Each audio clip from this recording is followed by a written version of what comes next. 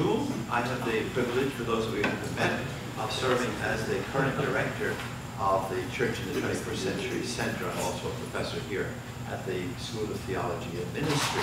And about 15 years ago, Father Leahy, our president here, founded this center called the Church in the 21st Century Center to be a catalyst and a resource for the reform and renewal of the Catholic Church. And we have 4 focal areas that we're to attend to: handing on the faith, the Catholic intellectual tradition, sexuality in the Catholic tradition, and then the 4th one is roles and relationships in the Church. And it's really in service to that 4th one of our foci that we assembled this evening, and that tonight's conversation belongs within that ambit, as it were. Because in service to that that is in service to the life of the roles and relationships in the Church, we established a faculty seminar this semester on priesthood and ministry, and especially a commitment to write a contemporary theology of ministry that can serve well the life and mission of the Church in the world at this point in time.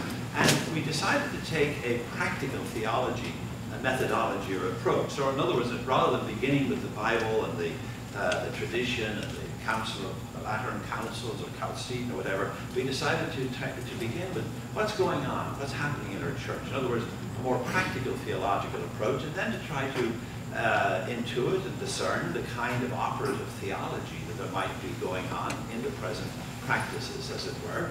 And then from that then to begin to write and articulate a contemporary theology, faithful, of course, to the tradition and to the council and so on, and yet effective, and especially for our time and place in this North American context. So we're not taking on the whole world, we're simply tending to our own backyard, as it were. And so this is why we've begun bringing in scholars to meet with our seminar, and indeed Sister Katarina will meet with our group tomorrow morning. But then we thought, why bring in such eminent, prominent and resourced people and not give them an opportunity for a broader audience than just the 10 or 12 faculty and who are participants and staff who are participants in that seminar. And we're so fortunate to have with us really a world-renowned scholar on the topic of seminary education, but also ministerial education in general. Sister Katarina Schuth has been a member of the Sisters of St. Francis in Rochester, Minnesota from 1960 to the present. Now, by my count, when I went to school, that would make for 56 years in vowed religious life. Obviously, she joined that shortly after she made her first Holy Communion. May was your confirmation. 56, let's have a round of applause for 56.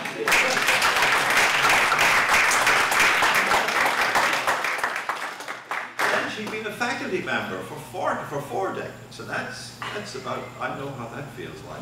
I can show you the marks on my own back after 40 years.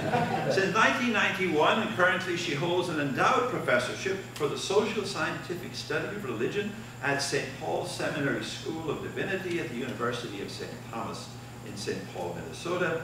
She was educated in the social sciences and in theology, so she has this dual competency that the Church is so enriched by, because it's all right for us to talk on the mountaintops and proclaim the gospel, but we need to know the context of the situation and what my friend Paulo Freire would say, the realidad, what's going on in the reality, and that's how we can communicate the gospel more effectively, when we know what's going on, what's need to be said. She has an MA and a PhD in cultural geography from Syracuse University, a Master of Theological Studies, and an STL from Weston Jesuit School of Theology, which of course was formerly situated over in Cambridge, and then happily is situated, I hope it's happily, at the School of Theology and Ministry here now at Boston College. And so in a sense, we're welcoming home an alumna tonight. Since Sister Catherine's primary research interest is the relationship between the Church and American society, she has over 100 published articles. She's written 5 books on seminary formation, including priestly ministry in multiple parishes. Surely a contemporary movement here in the Archdiocese of Boston as we bring parishes into collaboratives and so on. She's been ahead of the curve in studying that some 10 years ago. Her most recent book, hot off the press and waiting outside, is Seminary Formation, Recent History, Current Circumstances, and New Directions. Indeed, the theme of our presentation this evening. Just issued by the Liturgical Press, and as I said, copies available, and she'll be happy to sign for us. Sister Katarina worked for 6 years with the John Jay College of Criminal Justice to develop the report Causes and Context of Sexual Abuse, and some of that research is available on the USCCB website. She has presented her findings in seminary education and ministerial education to every seminary, all 39 of them in the United States, and then to English-speaking rectors and seminaries, indeed throughout Europe and the world. She has served on 15 boards of directors, including 16 years on the Weston Jesuit Board of Directors, Board of Trustees. She has more than 24 seminaries, colleges, universities, national Catholic organizations have recognized her with honorary degrees and other tributes. In June of this year, the Association of Theological Schools, which is kind of our overarching supervisor, as it were, and accreditor, the ATS conferred on her their Distinguished Service Award to Theological Education. So tonight, we truly have an expert to address this topic. Would you please welcome?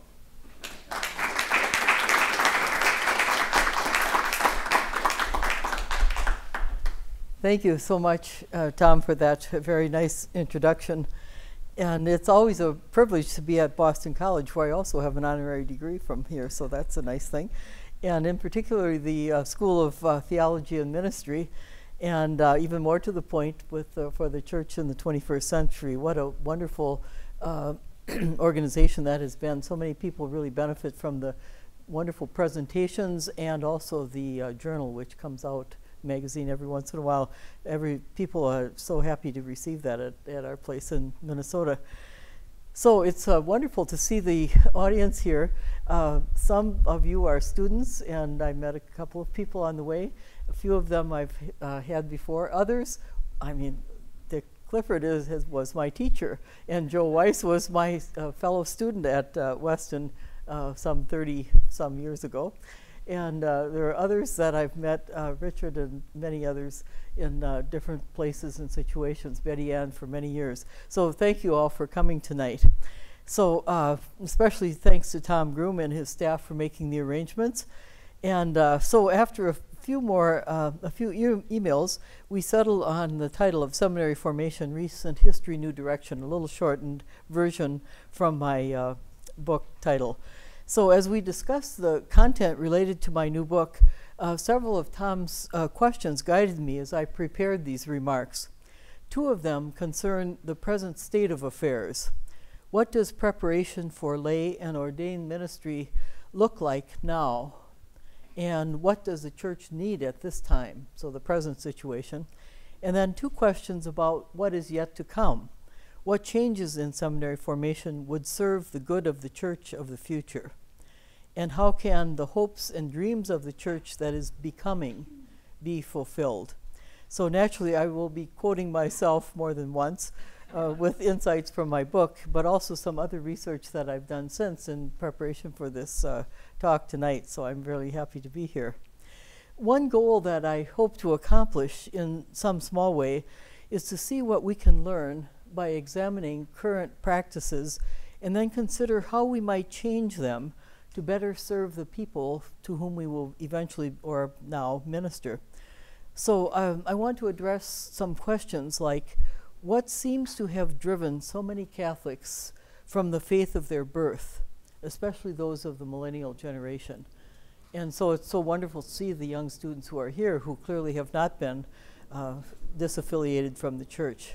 Is it caused by our materialistic, individualistic, secular society, or is it possibly the quality of the ministry that has been provided to people that we're not meeting those needs very well? If it is the latter, what can we do to ensure that our programs contribute to a positive change that requires honesty, that is neither self-justifying nor self-protective of the practices that we currently have in place? So as I prepared for this, this talk, a difficult, challenging gospel passage kept coming to mind. It is from Luke 12:54 to 56. Jesus said to the crowds, "When you see a cloud rising in the west, you say immediately that it is going to rain, and so it does. And when you notice that the wind is blowing from the south, you say that it is going to be hot, and so it is. You hypocrites, you know how to interpret the appearance of the earth and the sky. Why do you not know how to interpret the present time?" I almost hated to use that quote because it sounds like I'm calling people here by those names. So to soften this quite harsh passage, I look for some meanings related to hypocrite, one who dissuades or misleads or evades, obscures or suppresses.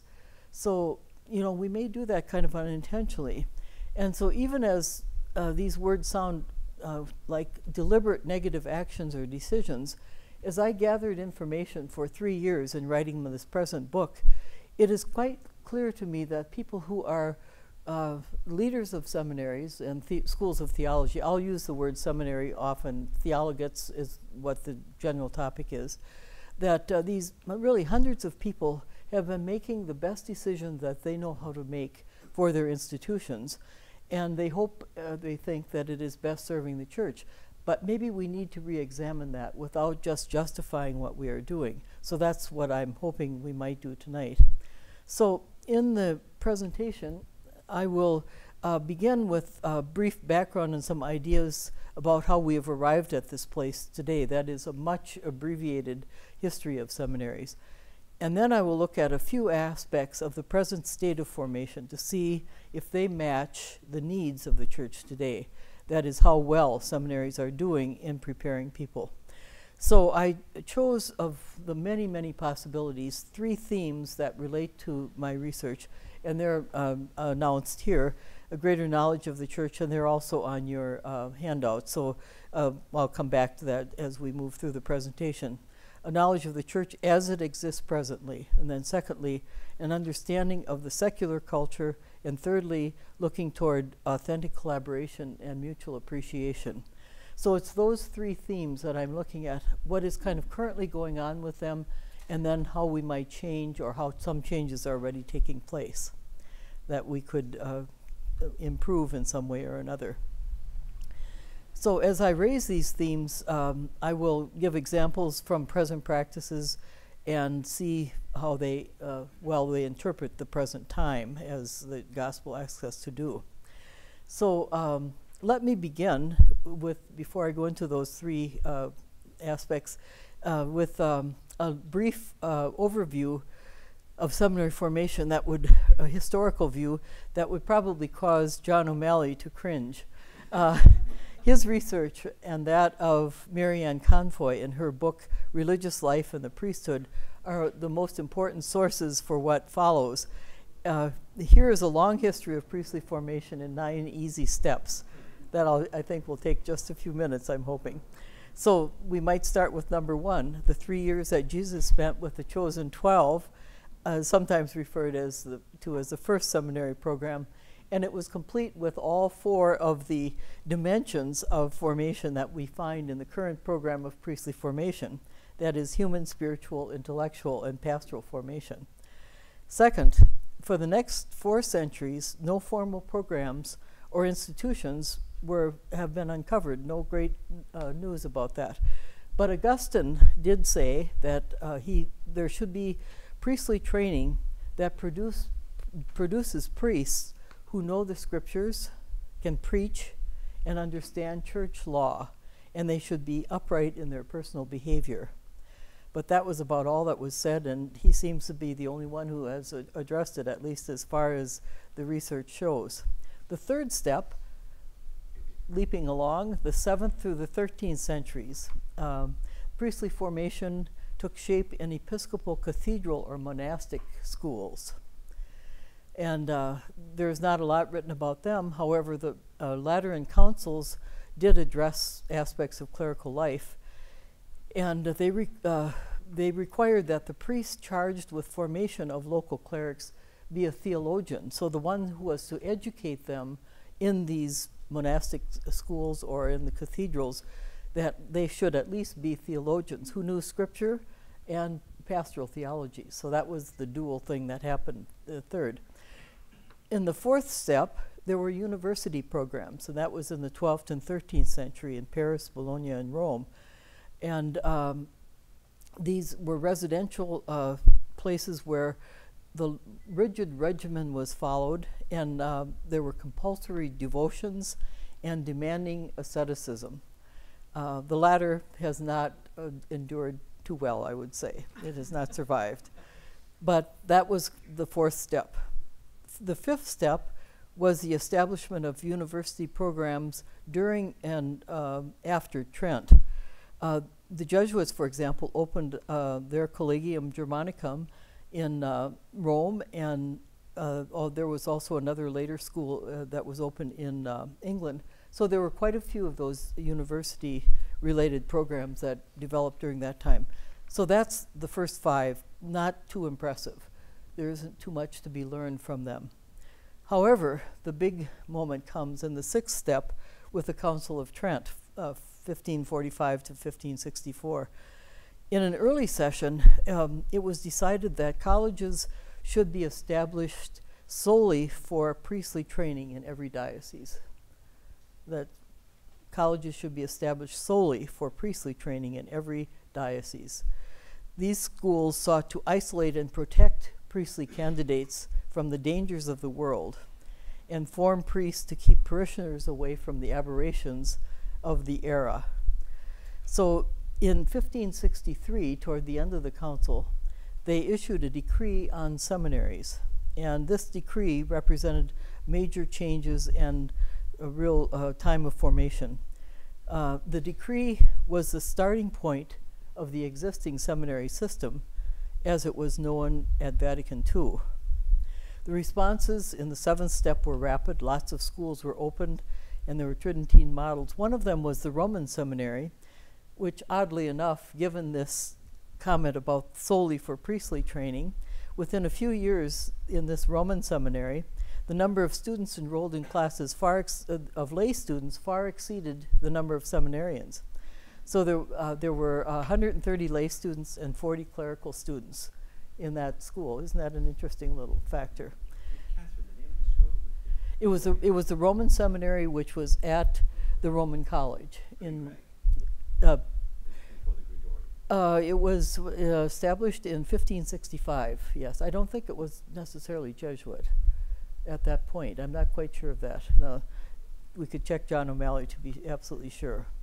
So later, in the 17th century, the French model of the Sulpicians and Vincentians became dominant, and then other seminaries run by the Benedictines and Jesuits had strong influence.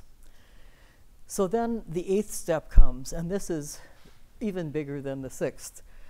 Just 402 years after the Council of Trent came Vatican II, and the only decree on seminaries, official decree, that was issued between those 402 years. Isn't that amazing? So the model, up until Vatican II, was the model of Trent's schools with this vigorous program that they had. The rigid regimen and residential life that had demanding asceticism. So that was a huge moment. So the Optatum Totius, which is the decree on seminaries of Vatican II, was passed in 1965, 402 years after the Trent's decree. It passed in a landslide eventually, but there were lots of arguments in the meantime. And since Paul VI demanded that there be good agreement, good consensus in these documents, some of the changes that were sought were not able to be made because they had to get enough votes. In the end, it passed by all but 3 people voted for the changes that were proposed in Optatum Totius. So a very, very important major point. And in looking back, studying, and this is in my book too, studying the points that were made, it is quite clear that these ideas are still with us in a very important way. One thing was the centrality of pastoral training And it was breaking from the isolation, from the tradition of the isolation of seminary life. Up until that time, seminaries were quite isolated, set apart, and not part of any larger community to any extent. After Vatican II, a number of seminaries moved from rural settings into cities. I think that would be true of some of the Jesuit places too. There was to be stricter or more significant spiritual training, including celibacy, and there was to be a philosophical training that was connected with theological studies and that concerned the modern world. And then sacred scripture and sacred liturgy were the two areas that got special mention.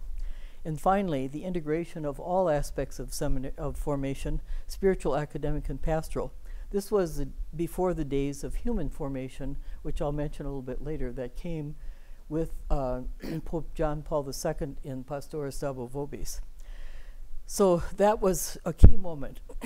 Following that, one of the mandates was that each country had to write how they would develop their program. So the ninth and last step are the programs of priestly formation.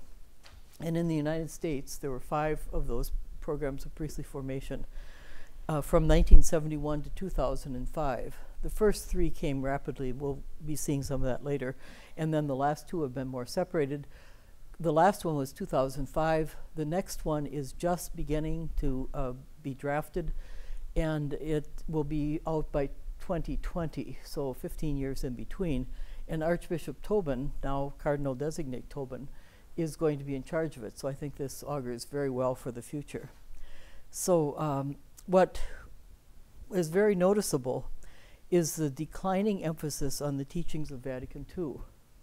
And this gives some idea. The documents that were used, and then the grand total of the number of times these were mentioned in each of the programs of priestly formation.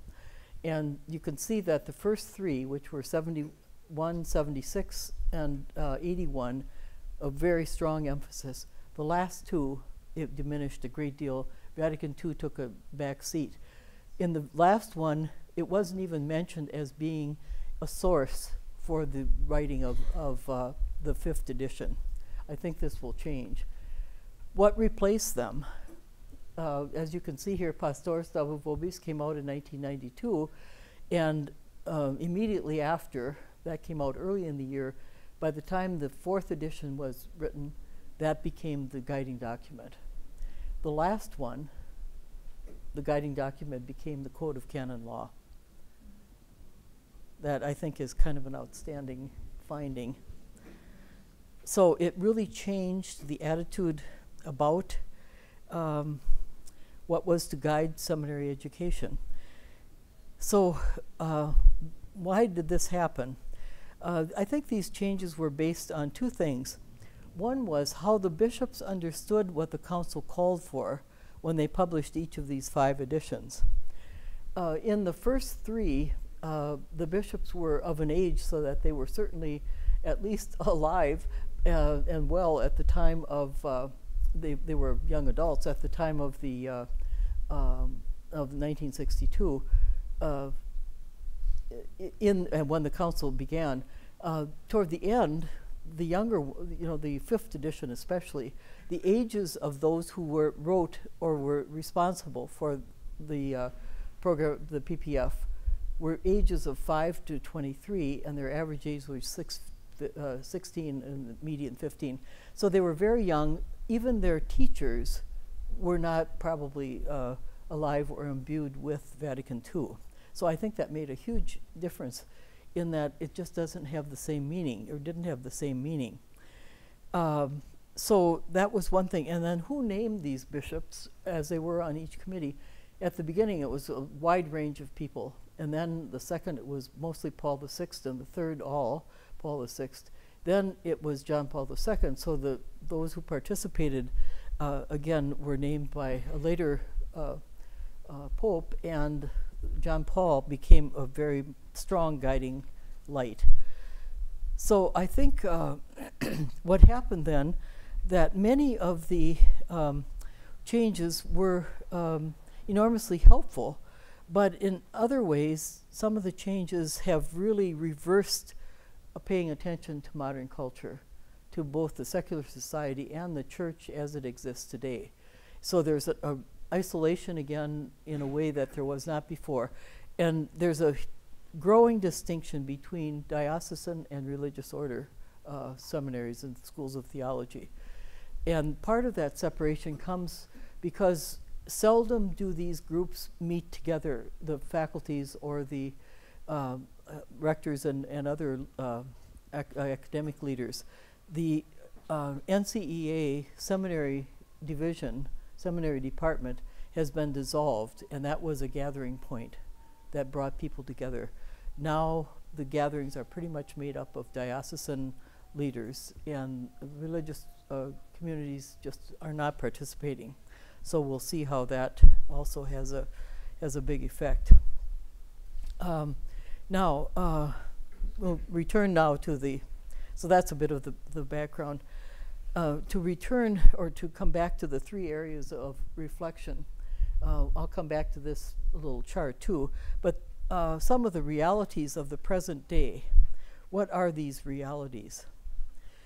Well, the total Catholic population, as you can see, and those are on that sheet that you have that I handed out that you can take for your later review. Probably not all of you are as crazy about statistics as I am, but you know, they say a picture says is worth 1,000 words. I think a statistic can be worth a lot of interpretation too. So anyway, so the Catholic population has grown. This is the church of the present day, from 45 to 70 million, with most of the new people who have become part of the church are Latina, and Latino or Latina, and we have got to pay attention to that fact. It's such an important and rich part of our current status, which I think has been way too much overlooked. There's great diversity in ethnic, racial, educational, economic factors. Commitment and enthusiasm varies a lot, and liturgical and spiritual preferences vary a great deal as well. So that huge growth in population has provided really a different kind of situation. Another factor of what is the church like today, 20,000 fewer priests, 130,000 fewer sisters. At the age of 75, I didn't think I was going to be one of the younger sisters, but in fact, I am. So nearly now something new on the other end of it is 19,000 more deacons who basically are sort of replacing a number of priests, doing some of the functions that priests have done, and 40,000 lay ecclesial ministers, that is working largely in parishes or dioceses. Besides that, over 100,000 lay men and women who are teaching in educational institutions. So basically sisters have been replaced in that way. I have often thought that if it weren't for the generosity of lay people in this day and age, we would be a very sorry church because the need is so great. So as a result of not enough priests, or a drop in the number of priests, the number of parishes has dropped by almost 2,000, from 22,000 to 20,000. So this means that parish sizes have increased a great deal. And what was at one point about 50% that were what we call larger, the top two categories, is now 61% and growing. It's probably 2/3 now. This was a Kira parish inventory of 2010, so 6 years later. And so the smaller parishes are closing, and priests are serving more than one parish. So all of these things have changed so much that the education that we need to provide, therefore, for both those who will be priests and those who are going to be working in lay ecclesial ministry has got to change to take this into account. Parish staffing has shifted immensely, requiring an openness to new relationships and new ministries. Different way of approaching things. In many cases, I would say this is barely recognized. It's life goes on as always was.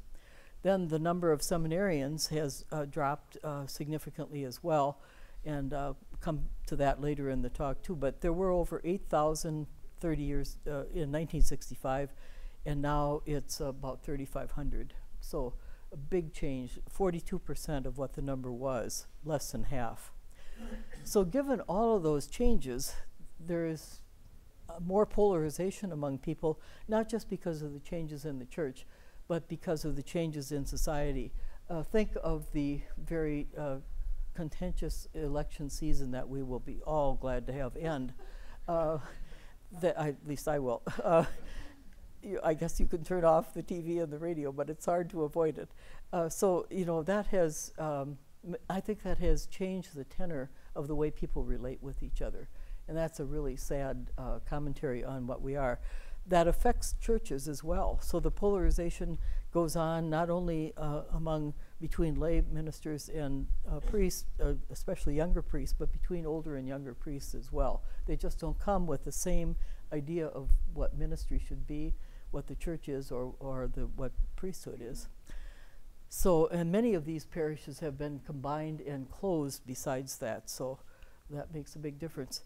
The other factor that the church at the present time that I think is almost more telling than anything is the strength of Catholic identity. Church attendance has dropped precipitously, especially among the millennial generation. Those who are called nons, the N-O-N-E-S, amount to about 35% of people who were once Catholic millennials. Note the 7% in the millennials who have a high level of identity. And this was done again by a study with the authors and so on are identified there.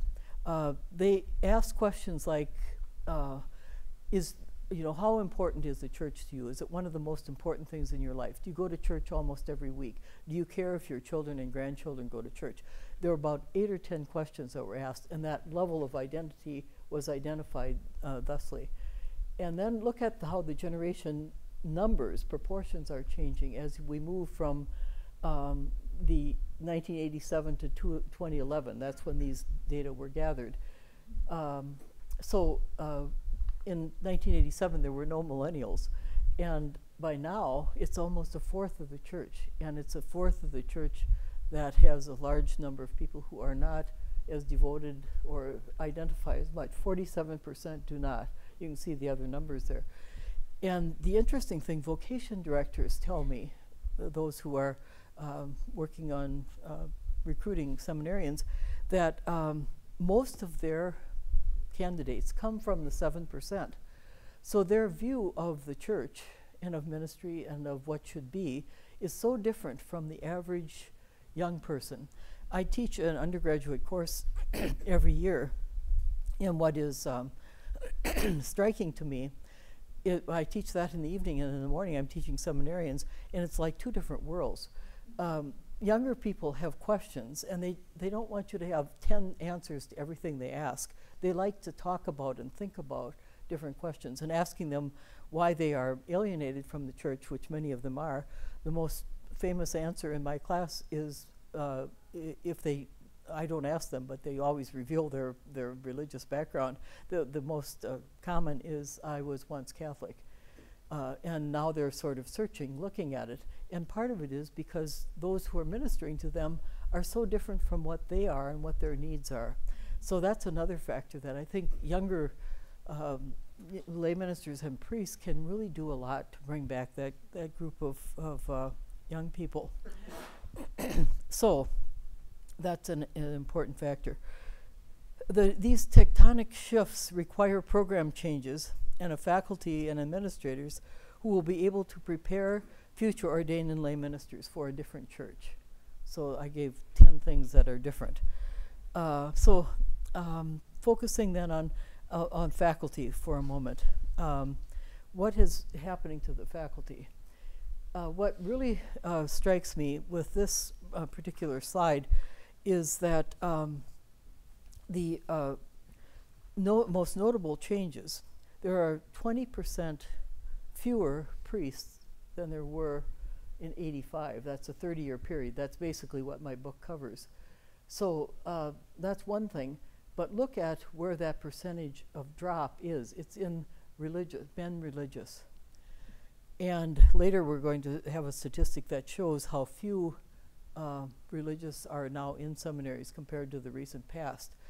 And that richness that came from religious communities that was brought into the diocesan and religious order seminaries is really changed.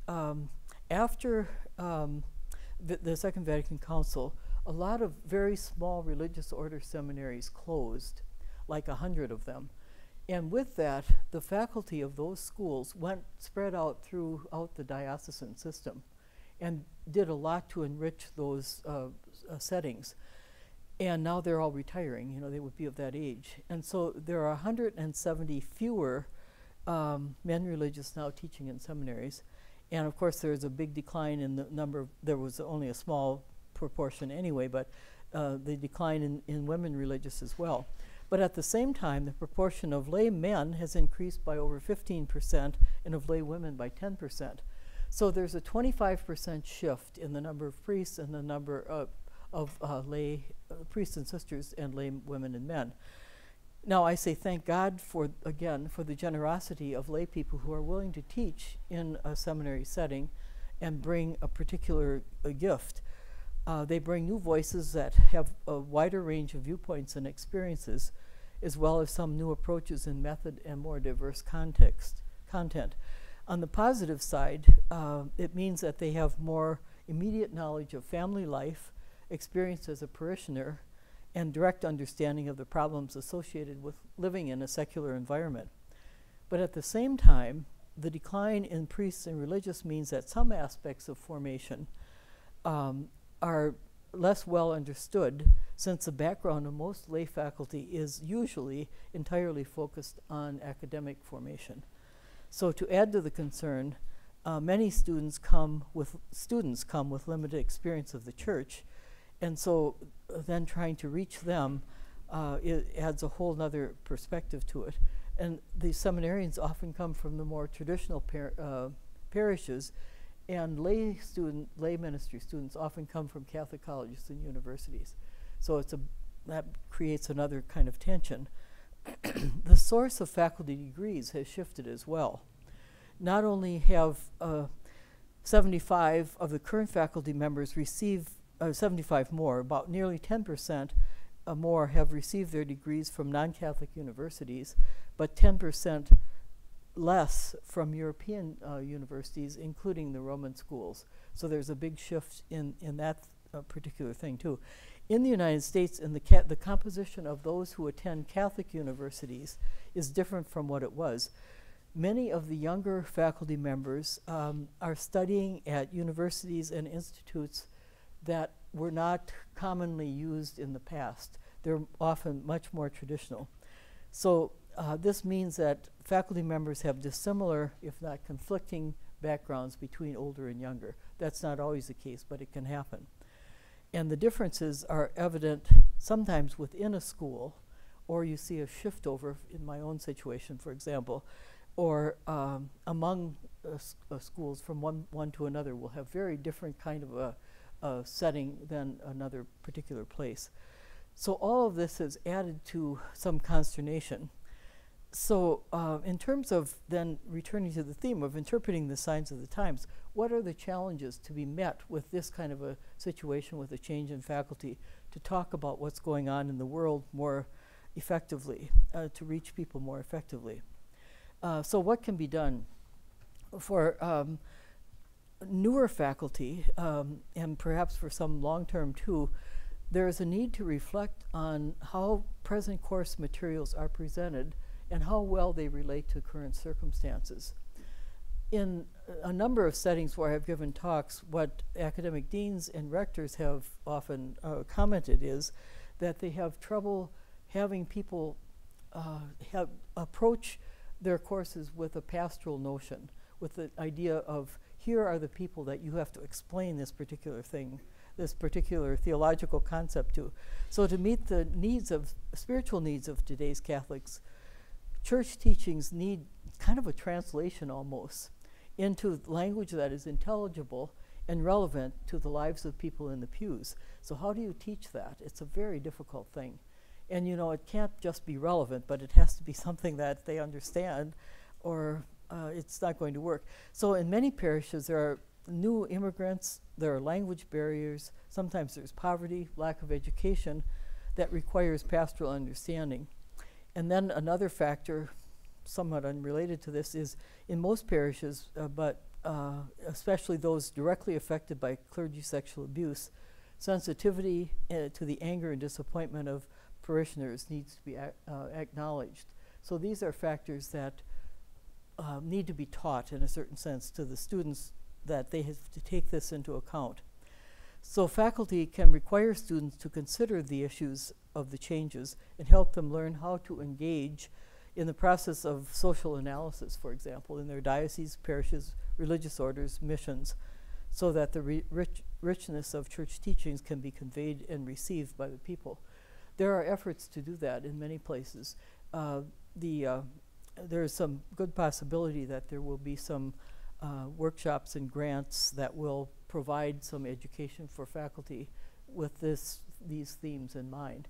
So I think there are some changes. So that's the first theme, and that's the longest one. I'm thinking of the timing that Tom suggested. So the second theme, yes, I'll just briefly mention this. Again, religious, those who are diocesan and religious have changed a lot in terms of the proportion who are leading seminaries as serve as rector presidents, and the academic deans, the same kind of thing. In this case, both diocesan priests and men religious are fewer in number or proportions, and laymen have more or less taken over the deanship in a way, so they're absolutely equally divided in that sense. So the degrees of rectors is kind of interesting. Some have remained the same, but pastoral theology, earlier along, many had pastoral theology background. Now canon law is much more common, so that's a shift. And this is, I won't dwell on this, but the number of cases that have affected so many people, but the drop-off is an important thing for people to know too. And new allegations are way down compared to 1,000 a year in other years. Now they're in the 30 to 40 year, range for diocesan, almost removed from religious entirely. And again, a great reduction in old cases being reported. Okay, so I don't have really time to spend on that. I could give several talks, in fact I have, on that topic. So the second theme then is understanding the secular culture. And that's demanded of those who will be ministering. And the backdrop of all formation for ministry includes the secular culture that is shaping the thinking of every person, including those who are studying, those who are teaching, and those who are receiving the ministry eventually. How can preparation for ministry take this into account? Considering the issues that I've named, like immigration, globalization, multicultural, lack of scientific knowledge, etc., we need to address this very significantly. So now we ask the question of, what are people saying? Why do they leave the church? Why are they leaving the church? So we're looking at how the secular culture and perhaps the church culture has affected people's affiliation with the Catholic Church. There's a website, called Catholic Moral Theology, that I think is quite interesting. In their extensive surveys, 60% say they leave the church because they no longer believe in the teachings of the church, including particularly those who, the teachings that deal with the LGBT. Others leave because their family wasn't religious and they didn't go to church much. So that generation older than the present students, so 40, 50-year-olds, just don't have very much background. Others will say it was a sexual abuse scandal, up to a third of all people. In fact, Brian Hare, in a recent talk that I heard him give, said that we can expect it will take at least 2 more generations before the effects of the sexual abuse incidents will diminish in the church, that this is a factor that has been under-acknowledged to a great extent. You may not feel that in Boston. Others say they leave the church because of some traumatic event they had apart from sexual abuse.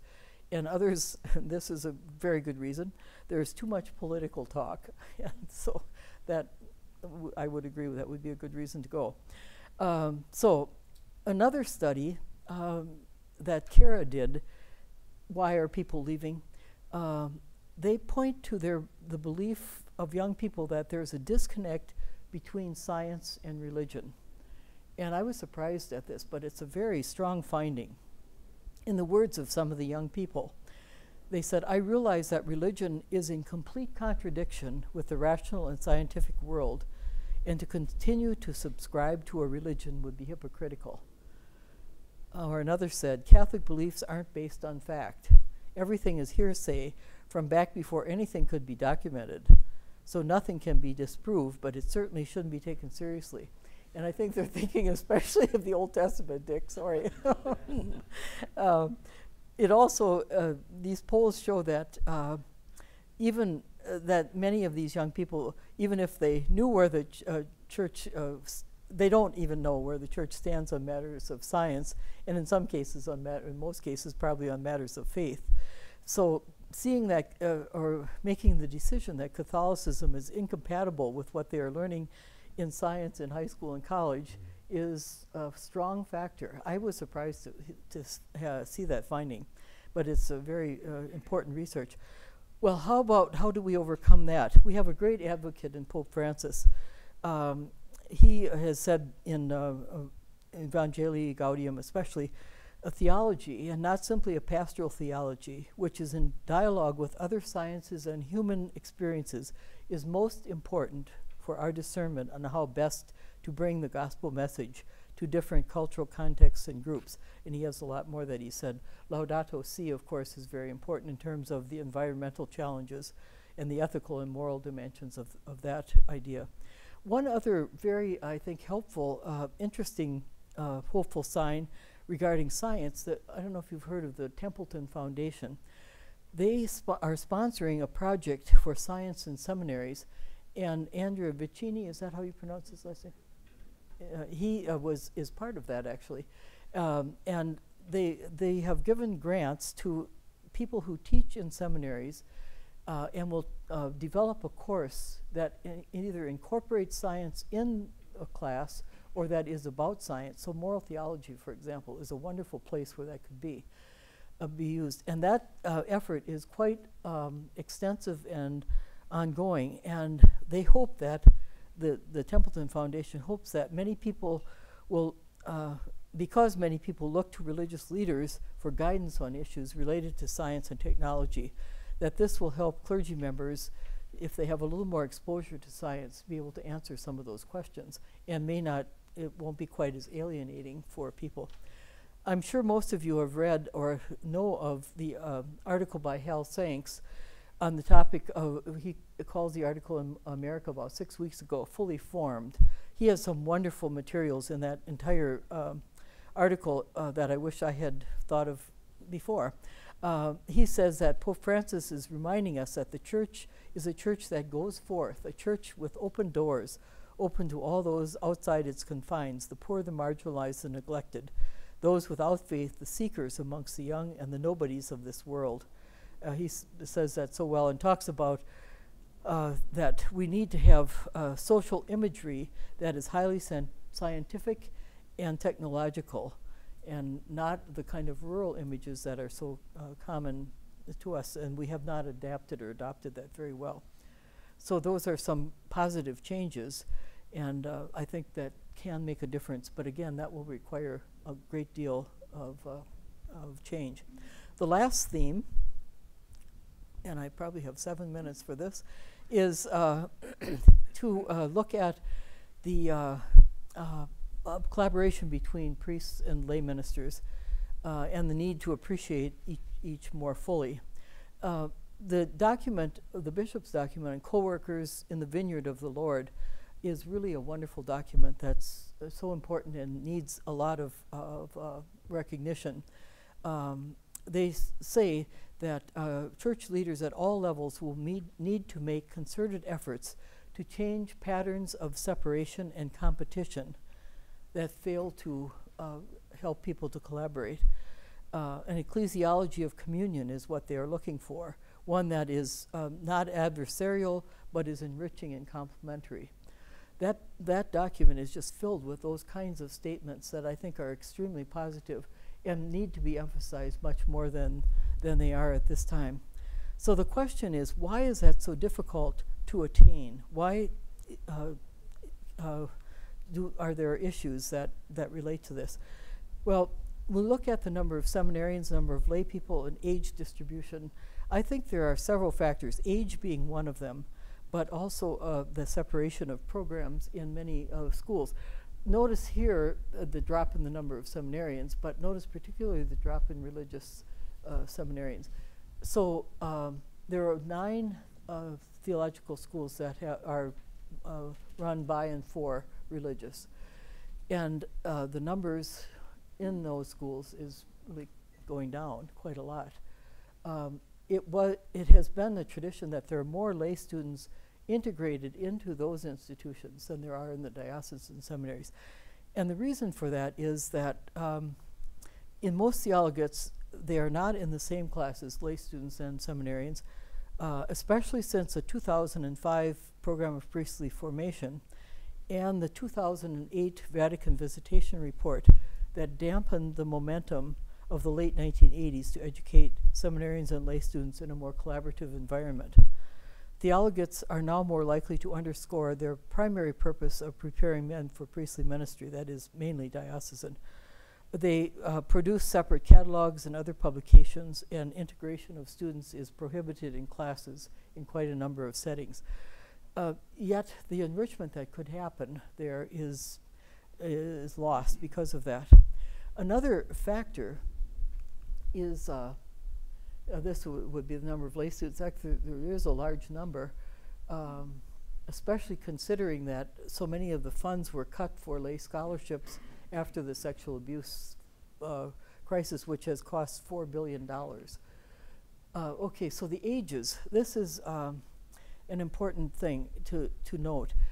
On the whole, seminarians have a very large number of people who are under the age of 40. So it's around 70, 60, the lowest is 67, up to 83% are young, very young. Now looking at the ages of lay ministers, very high proportion are older. And so when these students go into parishes, you have a difference sometimes in the concept of ministry, understanding of priesthood, and understanding of the church, because of age differences being a very important factor there. Young pastors, young priests are made pastors much more quickly than ever before, and so they're now in charge of parishes where they're probably 35 years old, and the majority of their co-workers are in their 50s or 60s. And this has created huge tensions, especially when there are changes in pastors. So that's a huge difference. So what are some of the correctives of this separation? I think if that's going to be the pattern in the schools themselves, there can be some help with field placements where seminarians and lay students are placed in parishes where people work well together. That can help a great deal. The other factor is human formation. This is a big item since John Paul II in 1992, he included a long description of what human formation should consist of. It took until 2005 for that to be incorporated into the American program of priestly formation. And it has a lot to do with the quality of the behaviors of those who are to be ordained, that they have to be people who can lead and can really appreciate and respect those that they work with. That's a big emphasis of that, plus a lot of other dimensions about celibacy and so on. Those younger and older pastors and priests have distinctions and differences as well. So I think there are some ways in which this is being corrected. So in conclusion, I just would say that an outcome of understanding the church and the world and working together to care for those who participate in the church will happen if we will make the improvements suggested here and overcome some of the problems that have created the situation. A question I'm frequently asked is whether or not I still have hope, referring to the title of my first book on seminaries, which was Reason for the Hope. As a person of faith, the answer is always yes. And the positive response is validated for me by the many beneficial and useful steps forward that have been taken by so many schools and individuals. This is not to say that new challenges related to the state of the church and secular society have been adequately addressed, but some of the issues have really been managed quite well. Pope Francis has also been a great advocate for some of the changes that I think will be very helpful. He talks about in Evangelii Gaudium again, he elaborates on what ministry should be like, and he says a lot about what those who minister should be like too. He speaks of cultural challenges such as secularism, individualism, and globalization, and how hard it is to inculcate the faith in those settings. But he says this is something that we absolutely must do. He gives advice by saying that it is in this way that the encounter between faith and reason and the sciences, with a view to developing new approaches and arguments, will give us credibility in the church of the future. And so I hope that my book in some way will make a small contribution toward this transformative end. So thank you.